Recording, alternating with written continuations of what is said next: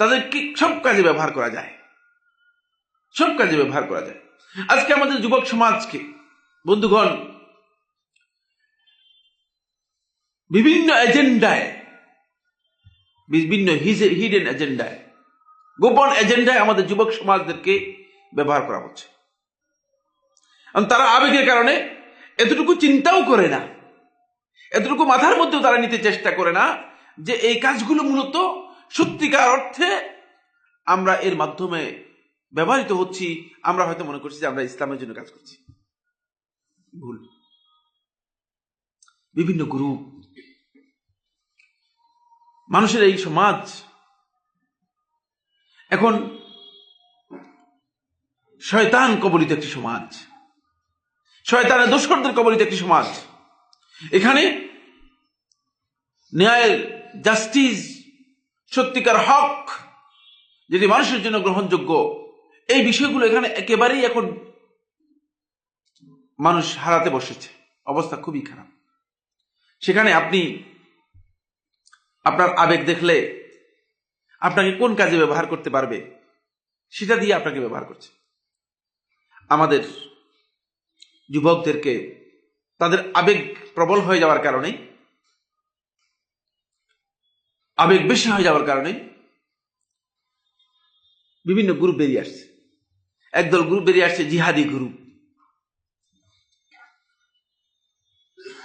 এখন আল্লাহ রাব্বুল আলামিন যেটাই চান, এটা কোনো সন্দেহ নেই, আল্লাহ সুবহানাহু ওয়া তাআলা বান্দাদের জন্য কল্যাণ চান। ফলে ইসলামের দিকে আগের তুলনায় এখন যুবকদের ভূমিকা অগ্রগামী এবং যুবকরা এগিয়ে আসতেছে কোরআন হাদিস পড়ার জন্য চেষ্টা করেছে। যুবক লোকদেরকে যখন কোরআন হাদিস পড়তে দেখতেছে, শয়তান বেচারা বড় বিপদের মধ্যে পারছে, তার সমস্যা হয়ে গিয়েছে। শয়তান মনে করেছে যে আমি তো বুড়াদের জন্য তাবলীগ জামাত চালু করেছি, এবং যুবকদের জন্য কি করব? এদেরকে তো তাবলীগ জামাতের মাধ্যমেই কি করেছি, এদেরকে সাইজ করে দিয়েছি। এখন যুবকদেরকে কি করব? তখন যুবকদেরকে সাইজ করার জন্য যেহেতু আবেগ আছে, তখন শয়তান বিভিন্ন গ্রুপ তৈরি করে দিয়েছে। এর মধ্যে জিহাদি গ্রুপ। কি জিহাদ তুমি করতেছো? এটা কে তোমাকে এই জিহাদের কথা বলছে? পথভ্রষ্ট একটা গ্রুপ। কেউ জিহাদি গ্রুপ, কেউ ওই গ্রুপ, কেউ সেই গ্রুপ, বহু দলের কথা আমি শুনতে পাই। এবং ওই যে আবেগ থাকার কারণে, কারণ আবেগ থাকলে তো পুশ দিলেই, মানে একটু পুশ করলেই যথেষ্ট। ফলে আল্লাহর রাস্তায় জীবন দিয়ে বরবাদ হয়ে যাচ্ছে। আপনি আল্লাহর রাস্তায় জীবন দিচ্ছেন না কিসে জীবন দিচ্ছেন, আপনার তো আগে সেটা জানতে হবে, ঠিক না? গাড়ির নিচে পড়ে জীবন দিলে আর আপনি ধারণা করতেছেন আল্লাহর রাস্তায় জিহাদ করতেছেন না। একজন পাবলিকের রাস্তার উপর মানে গাড়ি নিয়ে যাচ্ছে, তার গাড়ির উপর আপনি বোম মেরে দিলেন, আপনি মনে করলেন জিহাদ করতেছেন। কি জিহাদ? আপনার জন্য হালাল হইল কোত্থেকে এই পাবলিকের, এই সাধারণ মানুষের গাড়ি মানে অন্যায় ভাবে এটা পুড়িয়ে দেয়া? ফলে বিভিন্ন গ্রুপ ইসলামের মধ্যে যুবকদের মাঝে তৈরি করে, যাতে ইসলামের মৌলিক জ্ঞান থেকে, ইসলামের মৌলিক যে অবস্থান আছে সে অবস্থান থেকে আমাদের যুব সমাজকে যাতে পথভ্রষ্ট, বিভ্রান্ত করা যায়, এবং এর মাধ্যমে ইসলামের বড় ক্ষতি করা যায়। এই জন্য একদল লোক সুপরিকল্পিতভাবে নিজেদের বিবেক বিবেচনাকে কাজে লাগিয়ে যাতে করে মুসলমানরা সবচেয়ে বেশি ক্ষতিগ্রস্ত হয়, মুসলমানদেরকে সেদিকে নিয়ে যাচ্ছে। আমার বন্ধুগণ, এই জন্য যা হচ্ছে সেটা হলো এই যুবকদেরকে সতর্ক থাকতে হবে। শুধু আবেগ প্রবল হলেই চলবে না। আমার কাছে বারবার আসে যে সাইফুল্লাহ ভাই, আপনি জিহাদের কথা কেন বলেন না? কেউ তো খুব রাগ যে উনি জিহাদের কথা কেন বলে না। সব কথা ঠিক আছে, কিন্তু জিহাদের কথা কেন বলে না?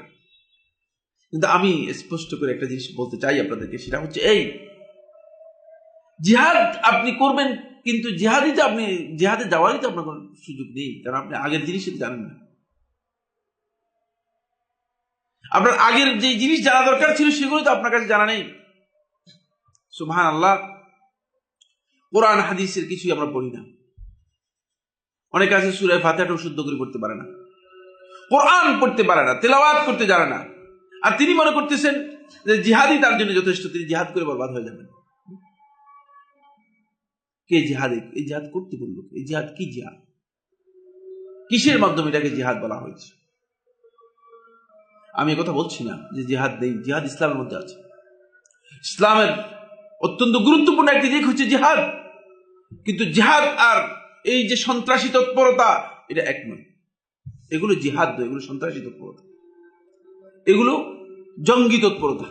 এগুলোকে বিভিন্ন জন বিভিন্নভাবে ডিফাইন করেছে, বিভিন্নভাবে সংজ্ঞা দিয়েছে। এগুলো সত্যিকার অর্থে ইসলামের নামে ইসলামের দুশমনরা আমাদের যুবকদেরকে পথভ্রষ্ট বিভ্রান্ত করার জন্য, যেহেতু তারা ইসলামের দিকে এগিয়ে আসছে, ইসলাম থেকে তাদেরকে অন্যদিকে নিয়ে যাওয়ার জন্য, মিসগাইড করার জন্য তাদেরকে এই কর্মসূচি তাদের সামনে দিয়েছে।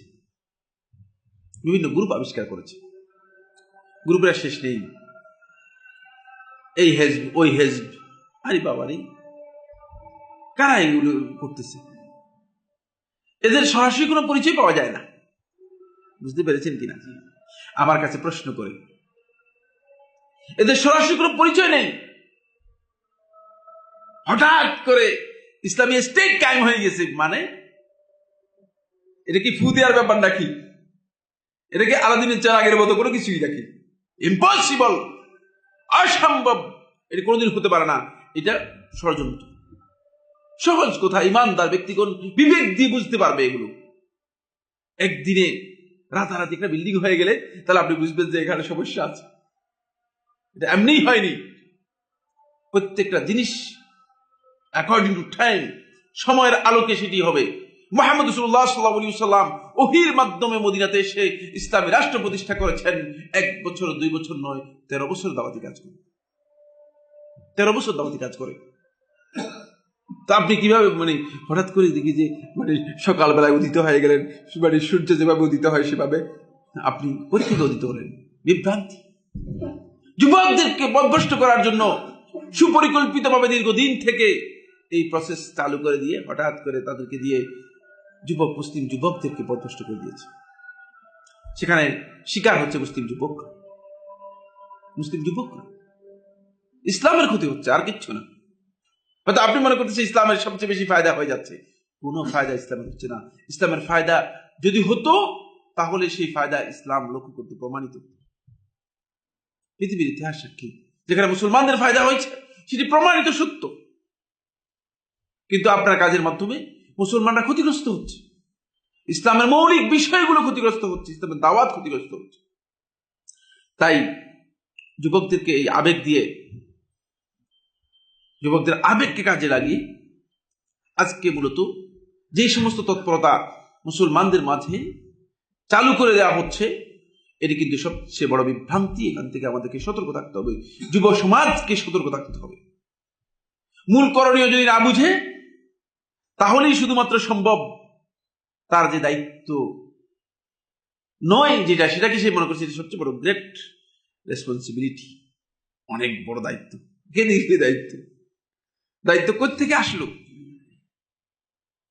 আপনি আল্লাহ রাসূল সাল্লাল্লাহু আলাইহি ওয়াসাল্লামের জীবনী দেখেন, হঠাৎ করে এই ধরনের কোনো ঘটনা আল্লাহ রাসূল সাল্লাল্লাহু আলাইহি ওয়াসাল্লাম করেছেন বা ঘটেছে এর কোনো প্রমাণ নেই। আমার বন্ধুগণ, এখানে আমি যে মৌলিক বিষয়টি দৃষ্টি আকর্ষণ করতে চাচ্ছিলাম সেটি হচ্ছে এই, যুব সমাজের মধ্যে সবচেয়ে বড় যে সমস্যাটি লক্ষ্য করে আসছে সেটা হলো আবেগের সমস্যা। আবেগ থাকার কারণে তাদেরকে বোঝানো কষ্ট হয়ে যাচ্ছে, যেহেতু বিবেক কাজ করে না। আমি বলেছি দুইটি জিনিস কাজ করে না। আবেগ যখন প্রবল হবে, বলেছি, খেয়াল করছে কিনা আপনাদের, দুটি জিনিস কাজ করে। একটা হচ্ছে আল ওয়াজিয়াত দাখিলি, তার ইন্টারনাল যেই চেতনা রয়েছে সেটা কাজ করে না। আবার আরেকটি বলেছি, তার যে রিলিজিয়াস যে চেতনা রয়েছে সেটাও কাজ করে না। পরে তাকে আপনি দিন থেকে বুঝাতে পারতেছেন না, আর তাকে আপনি এথিক্সের মাধ্যমে তার যে মূল্যবোধ আছে সেদিকেও আপনি তাকে বুঝাতে পারছেন না। কারণ সে মনে করতেছে যে এটাই হচ্ছে আমার মূল কাজ, আমার মূল কাজ হচ্ছে মানুষ দেখলেই তাকে হত্যা করে ফেলা, মানে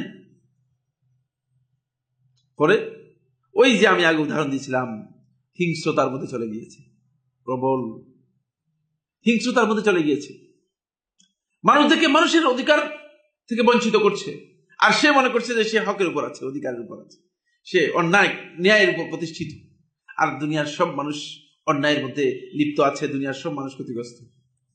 শুদ্ধ নয়। আপনার এই আবেগ থেকে বেরিয়ে আসতে, আবেগের যে অন্তত্ব আপনার চোখের উপর যে চশমা নিয়ে আপনি চলছেন সেটা শুদ্ধ নয়, সে শুদ্ধ সঠিক নয়, এটা চেঞ্জ করতে হবে। বুঝতে হবে যে আপনি আবেগের উপর আছেন। এই যুব সমাজকে যতদিন তারা আবেগ তাড়িত হবে ততদিন এই মহা সমস্যার মধ্যে থাকবে। ফলে তাদেরকে শয়তান পথভ্রষ্ট করতে পারবে, খুব সহজেই পথভ্রষ্ট করতে পারবে। শয়তান খুব সহজে পথভ্রষ্ট করবে কিভাবে? শয়তান তার কাছে এসে তাকে বুঝাবে, তাকে বলবে যে তুমি এত শক্তি রাখো, এত ক্ষমতা রাখো, তুমি কেন মানে অস্ত্র নিয়ে বের হয়ে যাচ্ছ না? সন্ত্রাসী তৎপরতার জন্য শয়তান উদ্বুদ্ধ করবে। অনেকে হয়তো মানে এসে মানে যখন শয়তান এই প্রবঞ্চনা দেবে তখন এই শুনো, ডক্টর সাইফুল্লাহ তো বলছি এটা ঠিক না, ডক্টর সাইফুল্লাহ একজন কাপুরুষ, ডক্টর সাইফুল্লাহ বুঝে না ইসলাম, আমরা ইসলাম বুঝি, আমরা ইসলামের সঠিক পথের উপর আছি, ইসলামে জিহাদ ফরজ করা হয়েছে, এখন জিহাদে নেমে যাওয়ার সময় এসে গিয়েছে। কোথায় তুমি জিহাদে নেমে গিয়ে কোথায় গেলা? তুমি একজন জিহাদ ঘোষণা করেছে, বুঝলেন? জিহাদ ঘোষণা করার পর শয়তানের প্রবঞ্চনায় শয়তান যে সমস্ত দল আবিষ্কার করেছে মুসলমানদের মধ্যে, এই দলের মধ্যে একটা দলের মধ্যে গিয়ে জিহাদ ঘোষণা করে দিয়েছে। এরপর আমি তার এই মানে প্রতারণামূলক জিহাদের ব্যাপারে আমি বক্তব্য দিলাম। আজকে সে কোথায়? নিজের অস্তিত্ব জানে নেই, সে কিসের জিহাদের কথা বলছে? কিছু সংখ্যক লোককে পথভ্রষ্ট করে, কিছু যুবককে তাদের আবেগকে কাজে লাগিয়ে তাদের আবেগের মাধ্যমে তাদেরকে ধ্বংসের দিকে ঠেলে দিয়ে নিজে পালিয়ে গেছে, শুধুমাত্র ক্ষতি করেছে আমাদের বাইরে। বন্ধুগণ, কোনটি করণীয়, কোনটি করণীয় নয়, যুবকরা যতদিন পর্যন্ত সেটা বুঝতে না পারবে ততদিন পর্যন্ত যুবকরা হিদায়াতের উপর প্রতিষ্ঠিত হতে পারবে না, তার পথভ্রষ্ট হয়ে যাবে, বিভিন্ন দল গ্রুপে বিভক্ত হয়ে যাচ্ছে। এখন শয়তান আরো সুন্দরভাবে এসেছে, যেহেতু আবেগ আছে তখন খুব সুন্দরভাবে এসে শয়তান বুঝানোর জন্য চেষ্টা করছে যে হ্যাঁ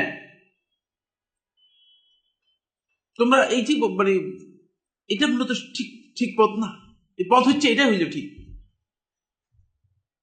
একটা গ্রুপ নির্দিষ্ট করে নিচ্ছে, বিভিন্ন গ্রুপের মধ্যে লোকদেরকে বিভক্ত করে দিচ্ছে, বিভিন্ন দলের মধ্যে লোকদেরকে বিভক্ত করে দিচ্ছে। ফলে যুবকদের মাঝে এখন দলাদলি গ্রুপিং এমন পর্যায়ে গিয়েছে যে একদল মনে করে যে এই সমস্ত আলেমদের কথাই শুনে ঠিক না। আফসোস, আবেগটা তার কোথায় গিয়ে পৌঁছেছে। যে লোকগুলো আমাকে চট্টগ্রামে সর্বপ্রথম দাওয়াতের কাজের জন্য নিয়ে গিয়েছে, তাদের একজন এসে গত কিছুদিন আগে তাদের একজন মানে মুরব্বী এসে বলতেছে যে মানে আরেকজনের কাছে তাদের মুরব্বী বলতেছে যে ডক্টর সাইফুল্লাহ থেকে দিন গ্রহণ করাই যায়নি। আমি তো বলি নাই যে আমার কাছ থেকে দিন গ্রহণ করো, গলত। কোন ব্যক্তির অন্ধ আনুগত্য ইসলামের মধ্যে জায়েজ নেই, এটা তো প্রথম দিন থেকে বলে আসছি। সুতরাং আমার কাছ থেকে দিন গ্রহণ করতে বলছে কে? তুমি ইসলাম গ্রহণ করার জন্য তোমাকে আসতে হবে কোরআন এবং হাদিসের কাছে, সেটাই আমরা বলে গেলাম। আমি একথা বলি নাই যে আমার মুরিদ হন বা বক্ত তৈরি করেন, এখানে বক্ত অনুরক্তের ব্যাপার নয়, ইসলামের বিষয়। ফলে পথভ্রষ্ট করার অপচেষ্টা চালাচ্ছে শয়তান, যেহেতু আমরা কোরআন এবং হাদিসের বক্তব্য দেই, বিভিন্ন দলের বক্তব্য তো আর দিতে পারতেছি না। এখন ওই গ্রুপগুলো আমাদের বন্ধুদেরকে আমাদের ভাইদেরকে, আমাদের সন্তানদেরকে, আমাদের যুব সমাজকে পথভ্রষ্ট করার জন্য, বিভ্রান্ত করার জন্য তারা শেষ পর্যন্ত আর কোনো তরিকা না পেয়ে তাদের সুন্দর তরিকা হচ্ছে যে ডক্টর সাইফুল্লাহর কাছ থেকে দিনই নেওয়া যাবে না, কারণ তিনি যেই পদ্ধতি বলতেছেন এই পদ্ধতি সঠিক না। কারণ সঠিক আপনার প্রবৃত্তির সাথে মিলবে না। আমি কোরআন এবং হাদিসের বক্তব্য দিই, আপনার প্রবৃত্তির সাথে মিলবে না, সেটা কোনো সন্দেহ নেই। আপনার প্রবৃত্তির সব বক্তব্যকে আর আমি দিতে পারবো? আমি দিতে কোথেকে দেবো এগুলো? আপনি যাচ্ছেন সন্ত্রাস করার জন্য, আপনি যাচ্ছেন মানুষদেরকে পথভ্রষ্ট করার জন্য, আপনি যাচ্ছেন মানুষদেরকে আপনার গোলাম বানানোর জন্য, আল্লাহর গোলাম নাম মারিয়ে। সেটা আমি কোথেকে করবো? সেটা আমি করতে পারবো না, আমার জন্য জায়েজ নেই, আমি পারবো না।